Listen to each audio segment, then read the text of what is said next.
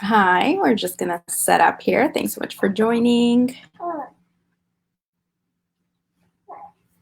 I am really excited to have this talk. Let's see when Yael is here. Let's add her to the stream. Welcome, Yael. Hello. Hi, how are you? Good, Baruch Hashem. How are you?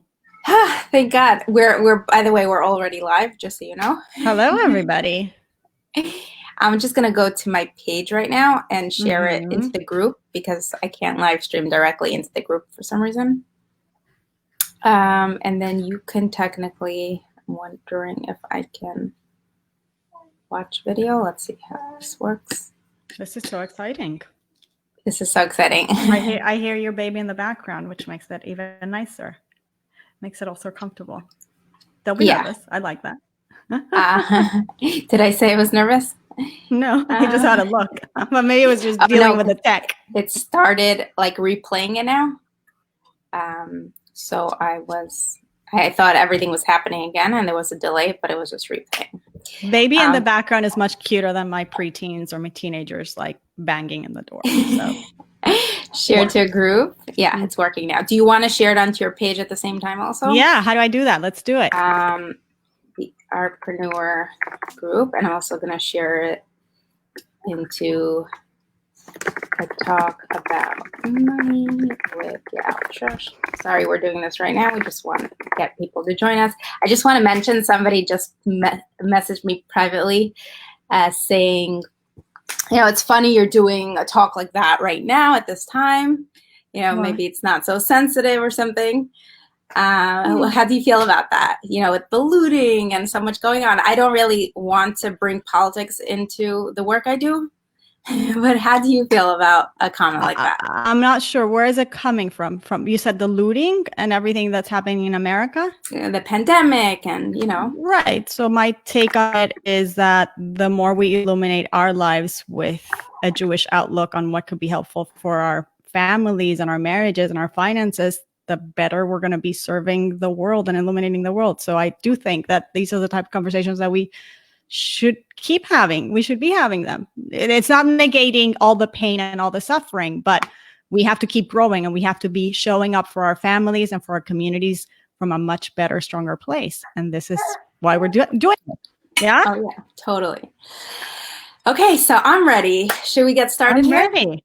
Okay, did you get to, is this streaming in my page? Sorry, everybody. Is it streaming in my page or no? You're not an admin, so I don't think I would do it. Share it. I'm not sure if I could do it for you. Let me try to see if I could do it. Share to page. I think I could only share it to my own pages. If you go onto my, let me send you a link right now. Thanks for reminding me. Should I send it to your WhatsApp or your email? Yeah, that's fine. WhatsApp is fine. Okay, so I'm sending you a WhatsApp link. And then you share that. Okay, here we go.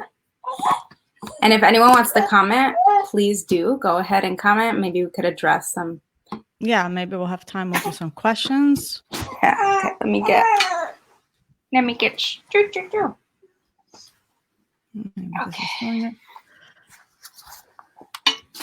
Okay. So we have people in already? I see one person right now, and I think they'll be joining more. Okay, so I just want to start here. I think this is going to go on to the Franciska Show podcast just because I think this is an important topic.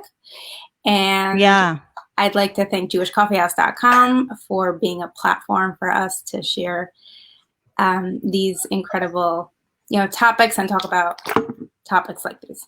Anyway, Yael Trush, it's such an honor for me to have you back and have a conversation with you. I know you had me on your show a couple years back. Oh my gosh, yes, way at the beginning. Just when I was starting out with podcasting, I believe. That's right.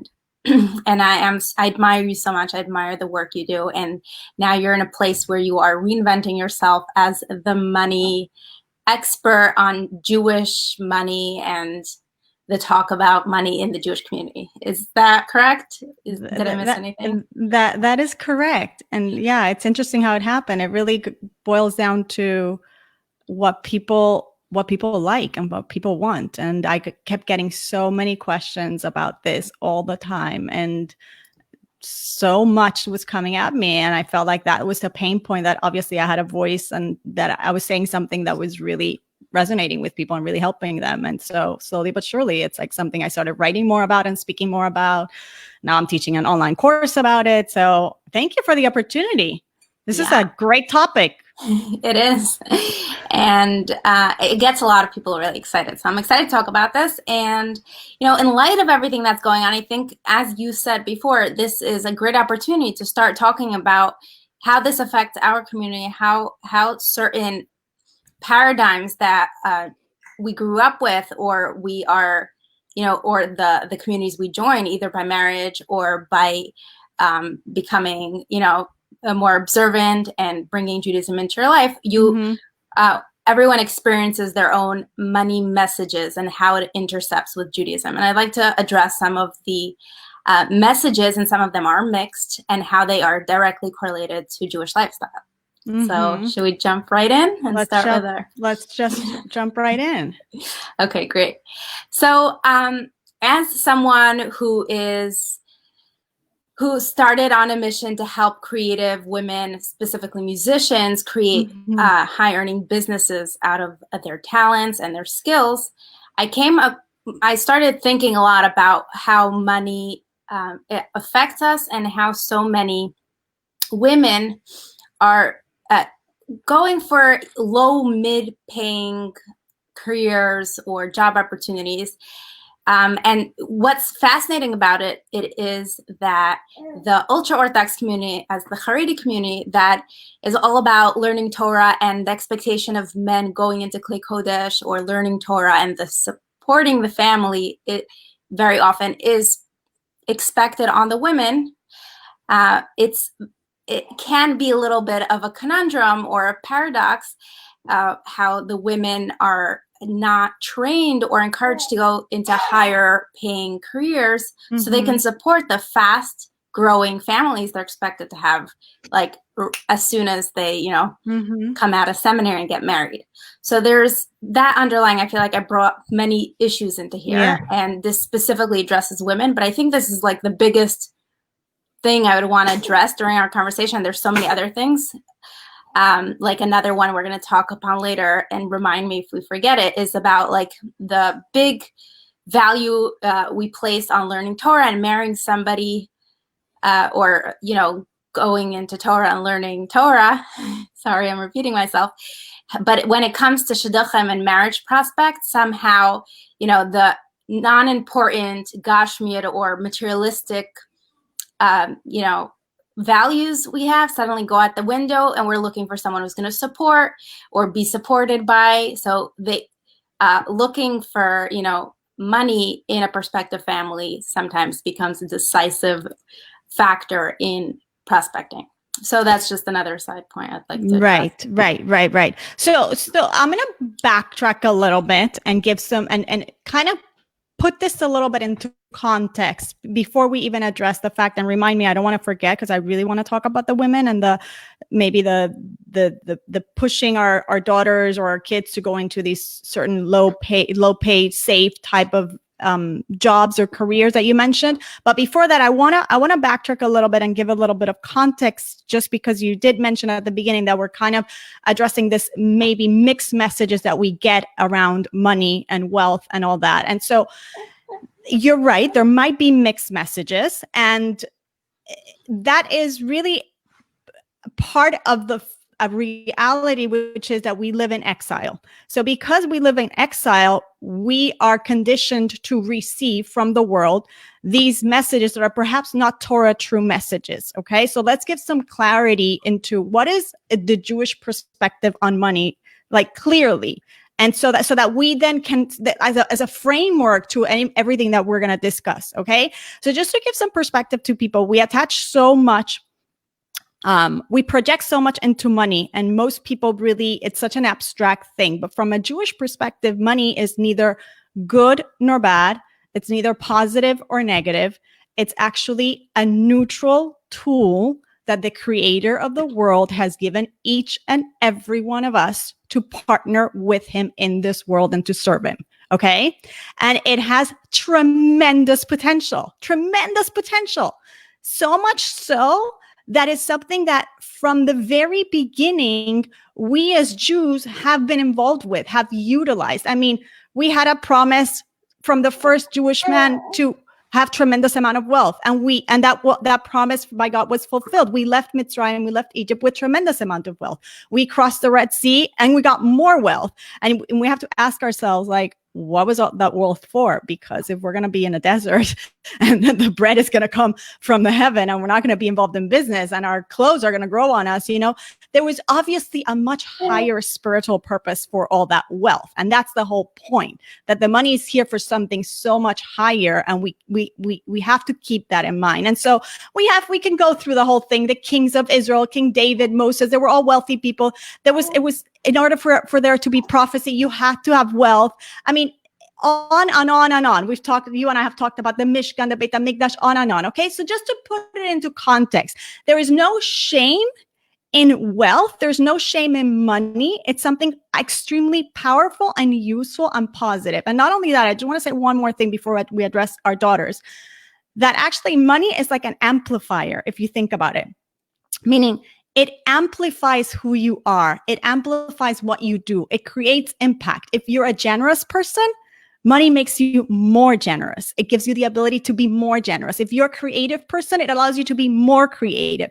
If, on the other hand, you have a negative trait, it's going to amplify that trait. So it is amazing. Okay. So let's just put that out there. And so there's no shame in making money. Now, when we talk about the fact that perhaps in certain circles, there is a tendency to encourage our daughters to maybe go into some safer positions because they want to be they are in the role of supporting Torah learning and their husbands. And I want to say something.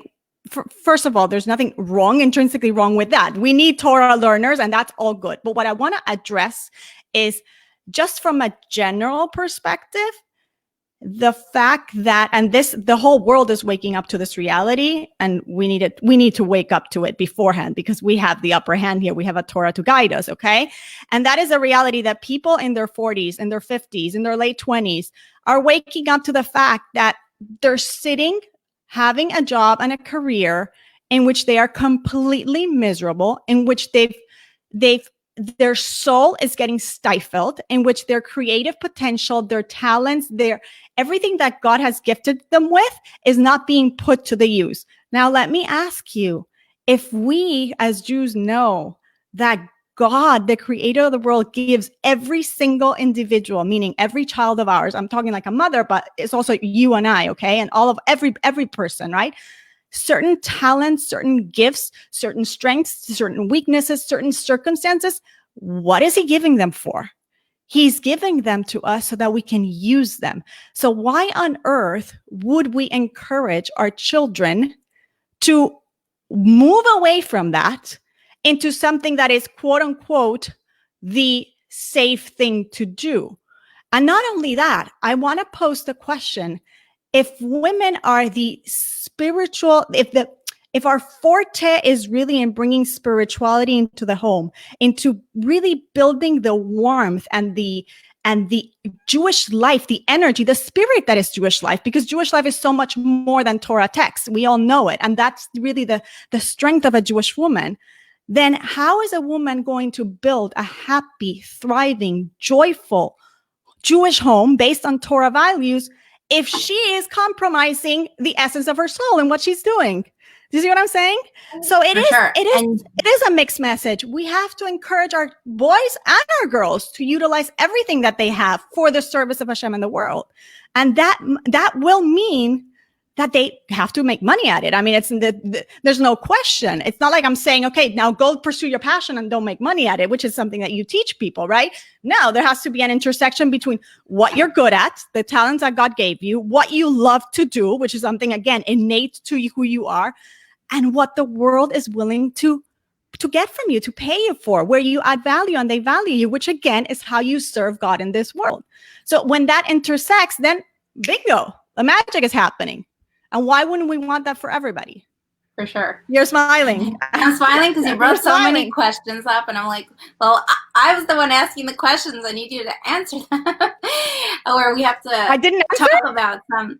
Well, yeah, I mean, we definitely have these messages and this upbringing, but practically speaking, how do we move from somewhere? You know, I want this conversation to inspire action, to inspire change, to inspire something different in people, and to be like, you know what, the way our system is right now maybe isn't designed to support us financially in the best way. You know, if we're expected to send lots of children and pay private tuition for them and all the other you know, unique expenses that come with Orthodox lifestyle, why isn't there a focus necessarily on empowering specifically women, but in general it could relate to men also, Right.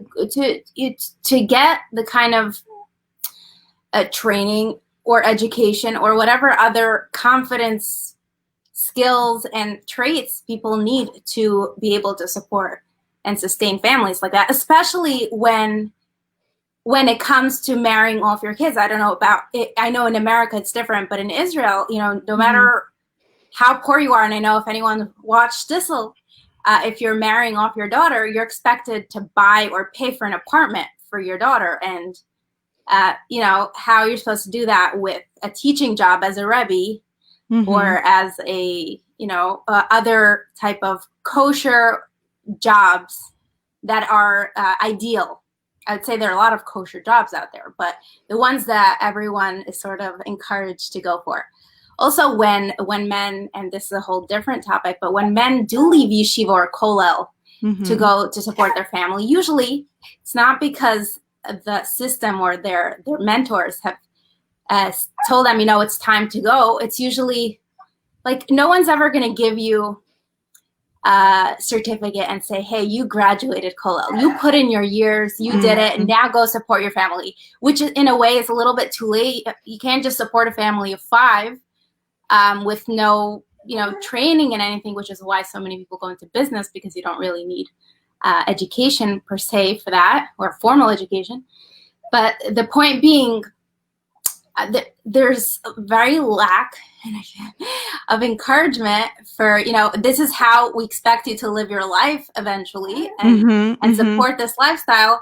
Why don't we support people from the beginning and teach them and give them skills they need to have, and the understanding, so that they go into life knowing the expectations they have, whether the expectations are on the husband to support the family or on the wife, or both. Right. So what you're saying is that you feel there's a systemic issue within certain communities, and I'll say 2 things to that. Number one is, I can't speak to the fact whether there really is an issue or not, because I'm not part of that type of community. I never was. And I've told you this before, and that's perhaps why I can speak about this, and, you know, very bluntly and openly, because you know, I'm looking at it from an outsider's perspective almost. Okay. But the other thing is, okay, so your question is, so where do we start? How do we change it? And it's the answer that we would give to any change that we want. And that is that we need to start with our own homes. And I really see this as a bigger question, and it goes into every element of finance, whether our boys don't get trained to work, or whether the girls don't get trained to work, or whether how we manage our money and what we spend on bar mitzvahs and what we spend on weddings. Meaning, here's my point. Every individual has to know what value system do they stand for, and have clarity in their household and within their marriage. What are my values? What exactly are the values of this family? And is my money supporting those values? So when we get to a point where we're making decisions robotically because that's the standard of a community, and not because that's what Hashem expects from me, and that's what aligns with what I think is the right way to serve Hashem, and everybody should have a mashpia and everybody should have a rav, no questions asked on that, okay? Then then we have a problem. And it goes back to the way we allocate our money. It's a bigger issue than just the way we teach our kids. It trickles into everything that you're saying, from how we budget, to how we invest, to how we go shopping, to how we train our daughters, and who they should go date, and how should they even be talking about money in a date. And of course, you're gonna no, that I'm going to tell you yes, right? So really, it starts from within. I think I always say, I've talked a lot about money recently during the pandemic. It's come up a lot because obviously there's so much tension in this area, and many people have been so affected. And the truth is, I think it's a great time for all of us to actually get to the core of what our values are, which is something that very often is super nebulous. It's something like, oh, I assume that I live a life according to my values, because my behavior should reflect those values. But the truth is, if we were super honest and we would look at the way we spend our time and our money, we might be super shocked to see that it really isn't the way we really, really and truly would want to live. And now that we've been hit with this, it's very interesting, because those values that the Torah has told us from day one are paramount, have been literally exposed. They're in front of us. Our health, our family, our community, our self-development, our growth, our spirituality. I mean, it's in front of us. It's time to focus on this, people, So I think it's a great time for everybody to really ask themselves. And if those who are married, this is a conversation to be had as a couple. What are those things that are really, really non-negotiables? What are those things that are paramount? And are they showing up in the way we allocate our money? Because if I say that Jewish continuity is a value and Jewish education is a value, and that's super important for me, and I'm spending a lot of money at Nordstrom's, but I'm not paying tuition, or I'm not sending my kids to Jewish camps, then there's something wrong that I need to reassess. And again, we all have to do it for ourselves. It's not for me or for you to judge. It's every individual has to have that honest assessment of that. And if I say tzedakah is a value, but I'm actually not quantifying my meister, and I actually don't know how much I give in tzedakah every year, and I don't systematically give it, then I'm not really living in alignment with my values. Again, I'm not being true to my soul, to the essence of who I am. So it's part of a bigger conversation of how do we want to live? When we finish our time in this earth, when they ask us, when we go up to Shamayim and they ask us, how did you do in business? And were you the person you were meant to be? Susha, why weren't you Susha, right? Franciska, why weren't you Franciska? They're not going to ask you, why weren't you Yael? Am I going to be able to answer, I made decisions and I did everything in my power to use everything I had. And that might mean going against the grain. That might mean that I don't follow what the community standards are, because I don't think that's what's the right thing for my family. I mean, I don't know. I'm posting it. Again, I'm not creating a revolution against certain communities or anything like that, but I just think these are the questions that we need to be asking ourselves. Totally. If we really want change. And I think this is a perfect time to also talk about this, because the pandemic also brought up our values in a way, and I thought you were going to bring that up, but I will. The weddings, they're stripped down to the core, the most essential people to the family. Isn't that amazing? And everything, when it, it's funny because you think now you don't have to go to weddings, but now you're expected to be at every wedding and every Shabbat Brachos and every, on the terrible side, Shiva and Shloshim thing that you wouldn't necessarily be able to be at every bris and birthday party, and suddenly you're expected to be at everything. But yeah, it's been brought down to the absolute core and essential. Listen, we're not saying that sharing simchas with a community is not a value. 100% it is a value, but we always have to make choices and decide at the expense of what. Meaning, am I doing this to impress the Goldsteins? Or am I doing this simcha because it's a simcha that I can afford? It's a simcha that emulates the spirituality of my family and the way we value things and represents certain things that are core to my family. And those are choices. I could spend the same $30,000 in a completely different experience that is still what is true to me. Or I could spend $30,000 and impress everybody else, and at the end of the day, feel completely empty. Or, God forbid, even worse, be completely in debt because I needed to impress other people.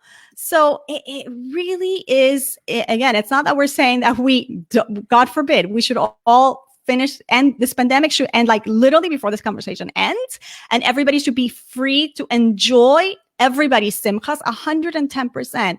But I think every decision that we make in our marriage and in our homes needs to be filtered with the values of the Torah. And it's hard. It's very hard conversations. And because we live in exile, we get so confused, and it's so easy to live according to what everybody wants and everybody does and everybody expects, especially why not? They're also living a Torah life, right? But that doesn't mean it's for you, and that doesn't mean it's for your child. A certain school might not be for your child. Why are you putting them in that school? For example, that's a whole different conversation. Yeah, and I think this could be a series of conversations, because this really goes into every aspect of a life of, right. But so I'd like to wrap up this part of the conversation where we spoke about the issues, and maybe some people watching never thought of it like this, or never haven't experienced looking at money as through, is this a Jewish value, or how does Judaism deal with money? Mm-hmm. And I want to change the course of this conversation a little bit to solutions or practical ways of creating change for yourself, for your family, being proactive about the messaging that you are sending to your children, and how you want to empower your kids to make decisions, not based on this is how it's been done forever, because of history, versus this is how a life I would like you to lead, and I'd like to give you all the tools you need to live this kind of life, and not and be able to help other people. And one of my favorite quotes, if you want to change the world, make a lot of money, and then you can do all the change you want. And we need more positive people in the world creating change with their money, right? And taking away the stereotype of like rich people are bad or evil. Oh gosh, please, yeah. There is a lot of that, and I don't know if I should bring this up here, but like, whatever. I won't bring it up here. No, the bottom line is it's such a let's mention it, because if you think about it, there's people who are rich who are not very nice, and there's plenty of people who are rich who are very nice, and there's poor people who are not very nice, and there's poor people who are not very nice. So it doesn't, And some people are meant to sit and learn Torah or be a teacher, and they're so great at it. And other people have so much more in them, and instead of telling them, become, a secretary or something else that's administrative or parav or neutral in terms of skills, go for something you're passionate about, that you're super talented about, and do the best you can. And okay, so that's basically my message. So let's go to you. How do you help women specifically with being proactive about this issue? Yeah. So let me just tell you, like, 6 things that I see, like when we tackle these things, to me, it's like we're changing the paradigm already, and we're changing our financial paradigm to be a Jewish paradigm. Okay. Number 1, we didn't address it, and there's no time to delve into these, but I'm throwing it out there for just to plant the seed. It's essential to trust the source, and the source, I mean with capital S. The bottom line is that there is a God in the world who sends money and who has plenty of money and plenty of everything for anyone and everyone. We just have to show up and give our best. Going back to, put your best effort. Okay. But there is that, and it's essential. Number 2, we addressed it, which is the idea of funding your values, which is so important. You're a little bit. And number 3, and this is an easy one. Are you there? Because we got caught up a little bit. We got a little bit frozen, but I think we're back. Yeah, I think we're fine. Number 3, and when it comes to children, this one is super key to teach it to them from a very early age, is giving systematically. Like, there's no such thing. Like, from a very early age, your kids should see that giving 10%, 10 to 20% of your after-tax income is something that we do no matter what. Like, it's something that they do with every Hanukkah geld, with every present, with every bar mitzvah dollar, like money. Like, it's something that is part and parcel of our family, with the financial structure of our family. Okay. And when we go back to the funding our values, it's all those conversations with your kids on, no, because we're saving for the tefillin or the trip to Israel or the bar mitzvah, or whatever it might be, that is something that's super essential for your family. It's okay to tell your children, no, we've chosen not to spend on this now because we're allocating that money towards this goal that is so important to our family, or whatever it might be. I don't even know where I am. Number 4, I would say that is super critical, is like staying out of debt, period. Like, and by that, I mean commercial debt. And we're not going to get into the details. Okay. And then number 5, something that I know you teach your clients, is make more than you spend. We have to make more money, period. Like, again, going back to, that's how we serve the world. And there's no shame in that.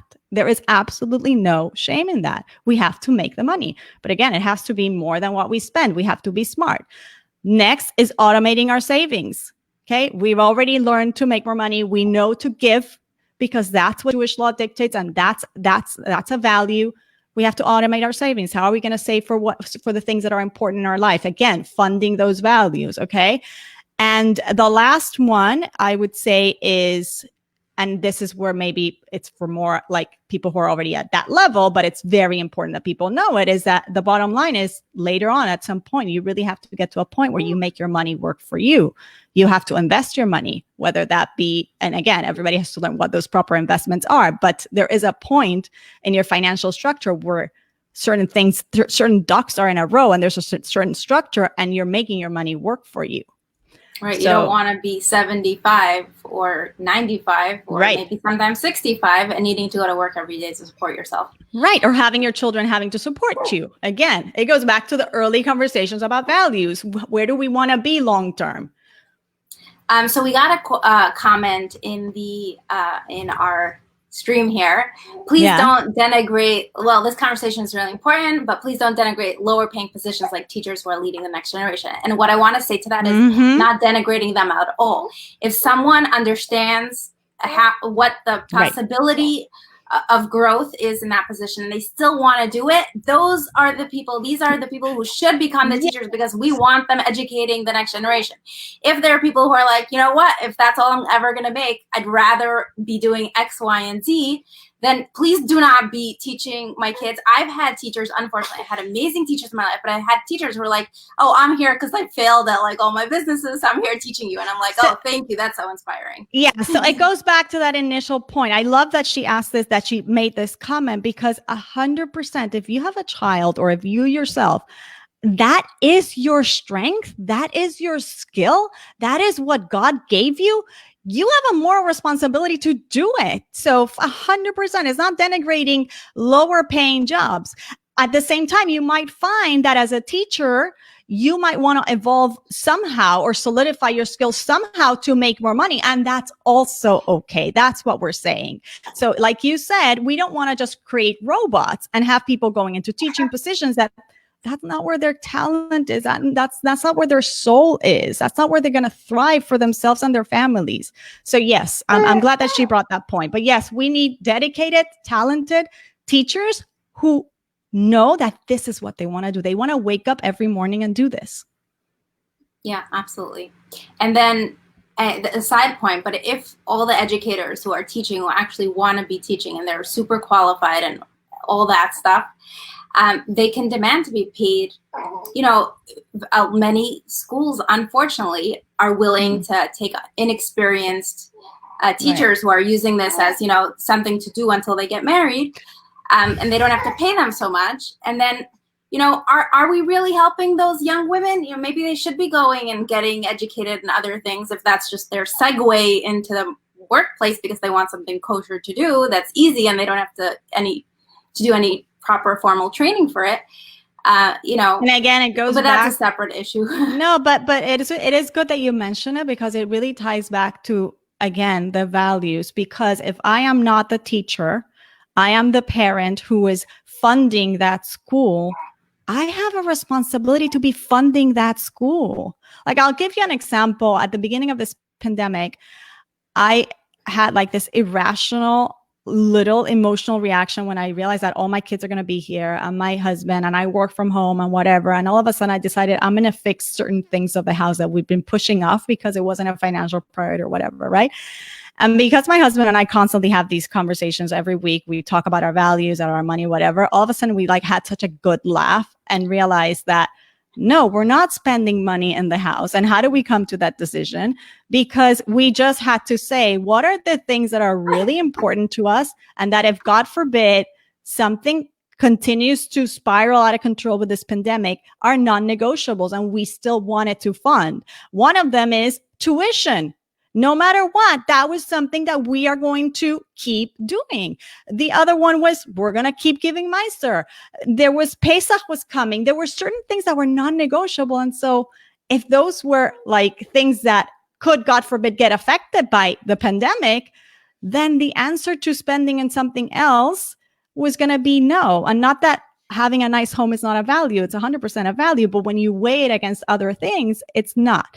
So why am I saying this? Because you said something that triggered it. And now I can't remember what it was, but it was whatever it was just, again, going back to the idea that, again, it has to be part of my value system to support the school so that they can pay proper teachers a good salary.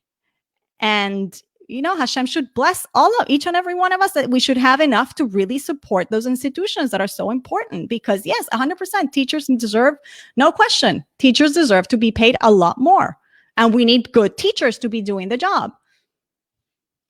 But we need more parents paying for that instead of other things. Sorry to say that, but no, but we have to make it a priority. That teachers, parents all can pay, and some, parents who are not paying full tuition does not mean their values aren't straight. For sure. There's some times in our lives where we're not able to pay full tuition, but I'm saying all of us who can, it is a responsibility to do so, period. Even if it means sacrificing on certain things, because we have to help the families who are not able to do, and we have to help the school stay afloat. So again, it's just a cycle. It's a beautiful cycle that if we all take it with the utmost responsibility and humility, it just flows.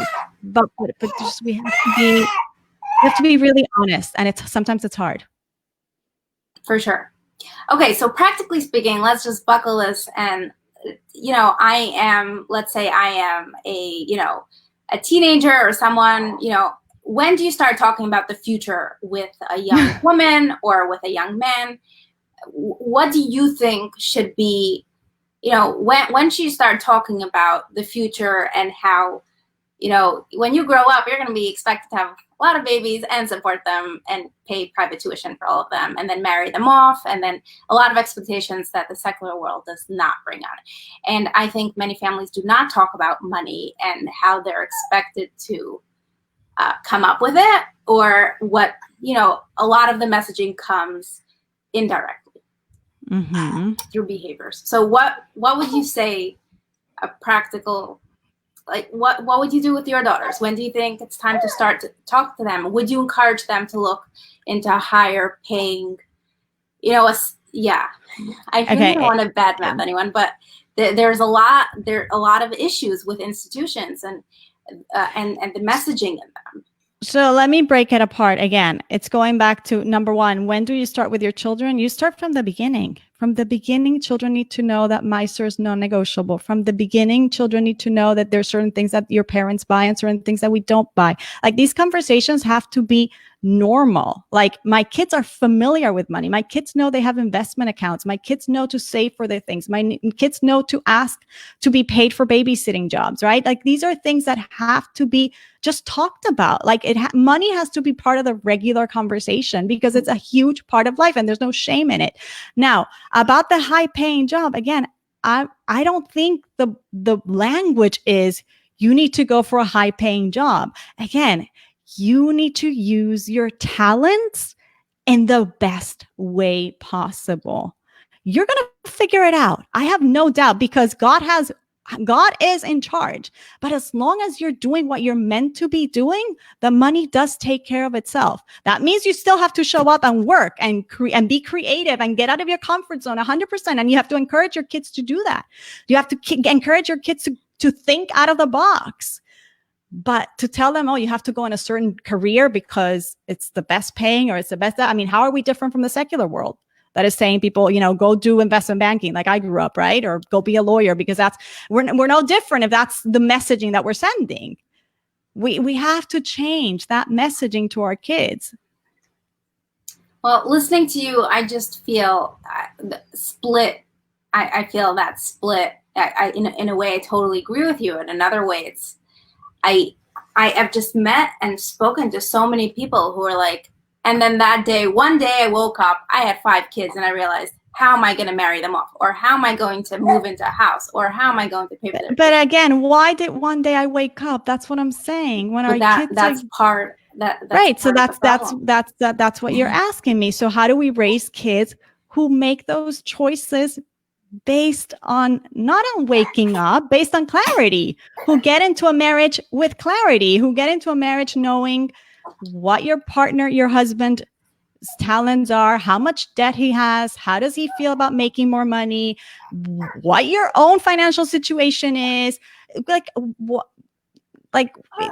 not just because we're having the institutions and the way our leaders or the messaging in Yiddishkeit and Judaism is, you do your best, God will take care of it. That's especially the message towards single adults, young women and men. Right now, focus on your Judaism, focus on learning, focus on this. It will all work itself out. So that's how that transitions to one day you wake up and you have a certain amount of kids and no way of supporting them in a way where you're not living paycheck to paycheck and freaking out about the Yantif that's coming up, or seminary, or Simcha. Yeah, but Franciska, I'm going to disagree with you a little bit here. And again, it's because I'm not part of that. I think we have to rewire our brains not to worry so much. Like you have to go into a marriage with tremendous clarity, and those choices that you make to build a family, you have to know that they're the right choice for you and the best choice for you. And then as your kids get older, if you need to start building more wealth for your family, because that's how naturally things are progressing, then you go and you do it without the worrying and the anxiety and the I suddenly woke up. No, you didn't suddenly wake up. You made these decisions because that's what aligned with your values. No, yeah. And so you're questioning the values. You're saying the values lead to this behavior and this kind of situation. 100%. Again, and I'm not. I want to be super clear that a woman's role is not to be diminished in any way, and that women there is tremendous value, and that's why Judaism places such an important such weight in this, in getting married and in starting a family, and that putting this as a priority, because it should be a priority. That's how we build the world. But again, we have to build it besimcha. We have to build it with joy. We have to build it with trust. We have to build it with clarity in our marriage, with communication, not blindly. There's no such thing as blindly. Yeah, blind faith, yes. Trust Hashem blindly, yes. But your decisions, everything else, yeah, you have to own them. You have to be proud of them. You have to know what you stand for. Yeah, so I love what you're saying, and I'd like to just formulate that or repeat it again and saying, Jewish values, the way it's been done, this system, these shivas, whatever you want to call it, it is a personal responsibility on every mother and father and every marriage to raise children with awareness and with tools. And it's not, and maybe that is the solution. It's not the responsibility necessarily of the institutions and the rabbi, even though I don't know if I completely agree with that. But to empower actual change, I agree, has to come from individual families and with real talk and that kind of messaging that happens through behavior and conversation from the very beginning. So I think that's very important. I think that's helpful information for anyone watching, I think.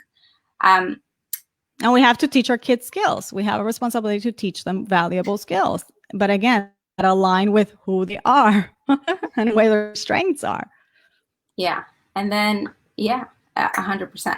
So on that note, let's go into and just talk a little bit about what we both do and how we both contribute to the solution, or, on our small scale, potentially both of us can, achieve what we're doing and make as big of an impact as we both can. I'd love to hear about, I'd love for you to share with us the unique and incredible tools that you created to empower Jewish women to bring these tools and these conversations into their marriages, into their homes, to raise families with values, with true values and behaviors that align with Jewish. Oh, you're getting cut off. Oh, sorry. Did you hear me? I think you know what I said anyway. So you could just answer the question, share what you do and what you offer. Are you there? If you're watching and you have any comments, please feel free to post them. We might be able to address them. Yeah. We'll wait a few more moments here. Let's see if Yael messaged me privately. Not yet. Yael, we lost her. She's going to come right back in. If you have any comments, please do post them in the comments. We're there. I lost you. We're back. We're back. Yeah. So what was the last thing you heard? I was basically introducing you and inviting you to share what you offer.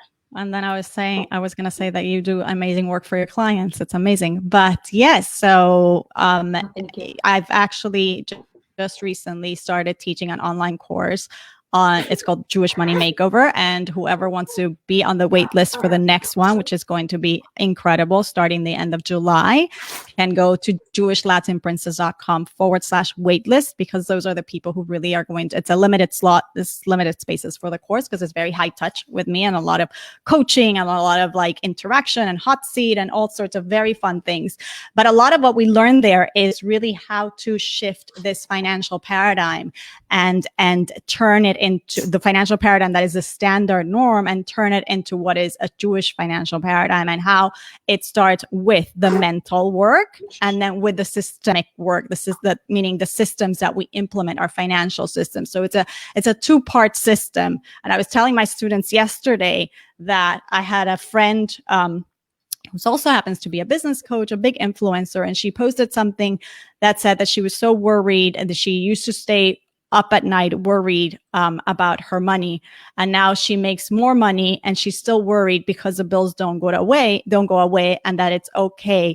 And I told my students, you now know that no, that's not how the system should work. You have the tools to not be worried. You have the tools to understand how to run your money in a way that, especially if now you're already making more money, the system is flowing for you in a way that the worry doesn't exist. So we learn a lot about how to train our mind and change the way we think, and then build the structures for, again, what I said before, for automating, for Meiser, for making more money, so that things are flowing, so that we really are doing the most that we can. But we, without the mental piece, without the bitachon, the trust, and without the rewiring of the brain, it's like we're unstable. We need both. So we do a lot. It's an amazing course. So if anybody wants, it's jewishlatинprincess.com/waitlist, and you can go on the wait list and stay tuned, because you'll hear from me once I open. And I'll probably have a little discount for all those people who did actually go on the wait list. For sure. And I love that. And I love what you said, because it's so true. You know, you want to live now how you want to live, and not in terms of necessarily, I'm talking emotionally. For example, if you don't want to be worried eventually, well, start being not worried today, or working on that today. Exactly. Right. Because more money or less money doesn't change your money behaviors and emotions around money. So okay, and I love what you offer, and I think I have to sign up for your course too. You have to. It really has been an amazing experience. Yeah, and I'll just say, I'll be brutally honest here. And if anyone has been following my posts, or I don't know if I've been talking a lot about it on my podcast or not, but I've been thinking about money ever since I was very little. I remember giving Meiser, my tzedakah, the 10%, when I was, I don't know, 8 or 9, and I was running little businesses. Like, it was very important. It was like part of my deal with God. I give my Meiser and make sure I have more income stream. And that's adorable that I was so involved in that at such a young age. But for me, the answer, and I don't know if I'm considered shallow or if people would look down on me, but for me, the answer, if you want to live a life with the Jewish lifestyle and you don't want to have to struggle, the answer is make more money. The answer might be, figure out how to earn more and not necessarily figure out what you have to say no to, which everyone has to do no matter what level of what status, what level of income you're on. You always have to pick and choose, but it shouldn't have to be, buying a house or paying full tuition, which I know for a lot of people, once you have a mortgage, there's this concept I'll just mention. If you're paying rent and you have kids in school, very often you can't save up money for a house because that's money you could technically be paying for tuition. So very often, even if people can't afford it, they tell them with whatever you can, buy a house, because you won't be able to buy a house later on because you'll never get approved for tuition breaks. And that's for people who wouldn't be able to afford a house anyway. So the point is that there are what's been working for me is the answer, and I've been working hard to find a way to make that a reality. And I think it's a special challenge, especially for creatives, because it's not like I said, okay, I'll become a doctor or a lawyer or an investment banker. It's like, oh, I'm a musician. Let me see how I can make this happen. And with the right support system, I feel like I have learned a way. I have found a supportive system, a network, a community of musicians, of creatives who are actually building high earning businesses. And I am positioning myself in a way where I can provide that support and serve the community for women and it's open to men, but I am targeting this specifically for women who want to feel empowered, who want to feel like, yes, they can support their children and pay full tuition, because the schools do deserve to be paid full tuition, and to be able to, buy meat for Yantiv, and to learn skills and the stuff, that the mindset stuff that helps you be more relaxed, because it could be very high stress if you're not controlling. But that's the part where the trust in God and understanding that the trust is really what allows the bracha of abundance that God has in store for you to come down is so critical. So what you're saying is 100% we all have to think and create and do the most that we can, because as you said, we want to make more money, and that's a responsibility that we have to ourselves and to our communities. But without the trust piece, it's like it's unstable. It doesn't work. It's a magical system. I'm telling you. Once you're in it, it's magic. Absolutely. It's a divine system for a reason. God knows what He's doing. Yeah, and it starts up here. Totally. And we are going to wrap this up. I just want to share something that I feel is very related to Judaism. I think I shared this with you privately once when we spoke. But God was the ultimate designer / ultimate, materialistic entity. And one of, as what's the word? As well as the ultimate everything else in the world, obviously. But when it comes to materialism, when we learn it from the Torah itself, God was very particular about how the Mishkan and how the Beis HaMikdash and the temple was supposed to be built, and what kind of, He only wanted, we were instructed to only use top materials and gold. Exquisite. It was exquisite. And the measurements were exact, and everything was the colors, the texture, everything was so precise. So if anyone ever wants to tell, wanting to earn more, or wanting wealth, or wanting a beautiful home, or wanting beautiful dresses is not a Jewish value, you always have the source to go back to. And, God appreciated beauty, and God's home, his representation, the temple on earth, was the ultimate beautiful, precious entity. So 100%.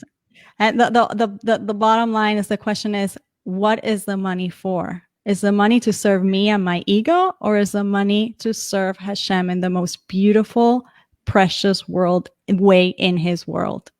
And if we can answer that really honestly, if we're then that's our motivation, then we're good to go. But we have to ask ourselves that question every single day. Yeah. I love this because it really took away the conversation from the practical or like tedious conversations of the issue of tuition, or the issue in shidduchim, or the issue in this, and bring it down to the core values, the core faith, the core belief systems and education and behaviors that we should be implementing. Yeah. Thank you so much for this conversation. I would have never done it if you hadn't proposed it. So I give you full credit. Thank you. And halfway through, I was regretting, like, maybe I shouldn't be having this conversation with you. I don't know where for aligned and everything. Are you filtering messages, and people were like, "What are these two women saying? It's so counterculture," and you're not telling me? No. I think the people who stayed on watching. You watched? No. My sister. Okay, you'll have to watch it after. She helped with some of the questions. I think it's important. Of course it's important. It's very uncomfortable also. And I think especially women, we're taught and educated in a way to be more, tsanua, and to, whatever, all that great stuff, having to sell yourself and be confident and get into these interviews and get yourself a job and be a leader. It's a little bit sometimes counterintuitive, and we do, and the women empowerment and the Jewish women empowerment, I don't want to use the word movement, but that kind of education and trend and support system and community is so important, and I'm just so honored to be a part of it. I don't know why God put this like passion into my head, almost like I can't be passionate about other topics because I'm so passionate about this right now, and I have to stay focused. And you're doing a beautiful job. And the best part is having your baby with us. It's like showing us, listen, this is what's most important, the children, the baby. And that's why I'm doing all of this. But I'm important too. And my passions and my creativity and all of that is important too. So I'm showing up with all of that for this child who's here. Yeah. And a lot of what I started doing only started after I had my first child. So I feel like, if that's not it's proof for the ambition and the passion inside me, then what is? Right. So thank you so much, Yael. Anything else you want to say before we Thank you. Well, everybody can find the podcast. I know you're a big fan. You were a guest many, many moons ago. We're like almost in year 4 of the podcast, Jewish Latin Princess, where we have these types of conversations and more. As you know, it's not all about money, but it's definitely always conversations on weaving Jewish spirituality into very, very practical ways of life. And it's a very open conversation. It's not at all about orthodoxy. And my guests are far from orthodox. There's everybody in the spectrum. But that's, I think, what makes it so interesting and so fun. Yeah, it's amazing. I love what you're doing. You're such an inspiration, and you're you. a true leader. And it's such an honor to be your friend. Also, anyone wondering why I'm shaking half the time and, moving There's side a baby. to side, there's a baby. So thank you so much for watching and listening. This was so fun. I'm so happy we did this. I am a little sweaty here because I was talking about things that it is taboo or maybe looked down upon as, you're criticizing the community. There are a lot of important people out there who think differently, and many of them. Did you get us in trouble right now? I'm gonna open my phone. I'm gonna be in trouble. You excluded yourself from the community, and you didn't criticize anybody, so don't worry about yourself. But yeah, I am up to criticizing and where there needs to be change or empowerment for different behavior. I think it's important to speak up and go for it. So thank you so much, Yael. Thank you. Make sure to check out our podcast, get on the waiting list for the course. And if you want to talk to me, you're gonna love it. You know how to reach me. I'm Franciska everywhere, Facebook, Instagram, Franciska Music. And Yael Trush, Jewish Latin Princess. Jewish Latin Princess everywhere. Instagram, Facebook, everywhere else. Awesome. I love you so much. Have a Thank great you, rest of your Franciska. day. Amazing job. Thank you. Thank you for everything you're doing for women. Thank you.